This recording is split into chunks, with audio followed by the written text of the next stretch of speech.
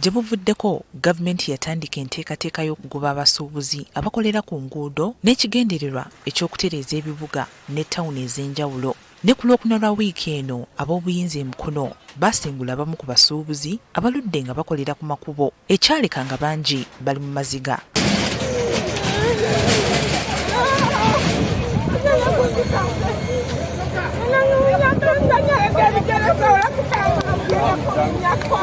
Ndasina wakulaga ndagewa ngendawa nkasasubira abana school fees kitegere mama wange future eri kunse kati ndagewa abantu baragewa uno ali mukama uno azirise uno agendewa alegewa. Ensonga eno ebadde ku mwanjo nnyo mu bubaka bwa Ssaabasajja Kabaka wa Buganda obw'amazuukira bw'atiise Minisita wa Buganda ow'ebyamawulire Oweekitiibwa Israel Kazibwe Kitooke. Kabaka asabye wabeewo okwogerezeganya wakati mu bakwasiza amateeka n'abasuubuzi bano kibayamba okumanya enteekateeka za gavumenti nabo basobole okunoonya we basobola okudda mu budde.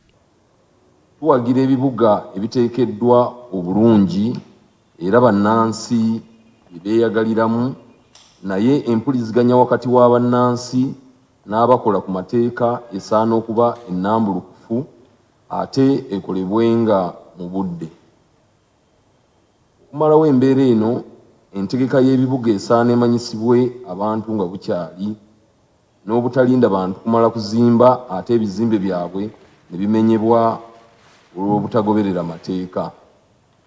N'olwekyo obuweereza abantu baffe bwe balimu busaana bukozesebwe bulungi ate nga mu bwenkanya kisobozese abantu baffe okweyagalira mu nsi yaabwe. Ensonga y'omusolo naye Omutanda agikoonyeeko mu bubaka bwe n'asaba gavumenti okufuba okulaba ng'omusolo abantu gwe bawaayo gujja mu buweereza bwe bafuna. Bino wabyogeredde nga gavumenti erowooza okwongeza ku musolo ku bintu eby'enjawulo omuli ebizimbisibwa, amafuta, sukaali, butto, mpozzi n'ensimbi zeewoza kubafuna omusaala ziyite pay as you earn. Tumanyi nti ensimbi ezikozesebwa mu gavumenti ziva mu misolo gye tuwa, naye obuweereza obutuusibwa ku bantu baffe naddala mu malwaliro tebumatiza. Tulaba obwetaavu bweyongedde mu byobulamu era amalwaliro mangi temuli bikozesebwa. Mu bitundu ebisinga obungi naddala mu byalo, emmotoka ezitambuza abalwadde abayintono ezimu zaafa ate awalala teziriiyo. Waliwo n'amalwaliro ge tulaba ku TV ng'ebyuma ebikola ku balwadde byagulibwa naye nga bimaze emyaka n'emyaka nga tebiyungibwanga bisobole kukozesebwa. Abali mu bifo by'obukulembeze empologoma ebasabye okutuukiriza obuvunaanyizibwa bwabwe.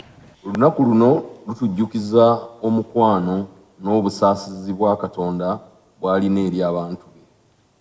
Tubasaba lutujjukize obuweereza n'obuvunaanyizibwa obutuweebwa mu maka, ebitongole bya gavumenti, eby'obukuumi n'okwerinda nga tukola ebyo ebiyamba abantu be tuweereza.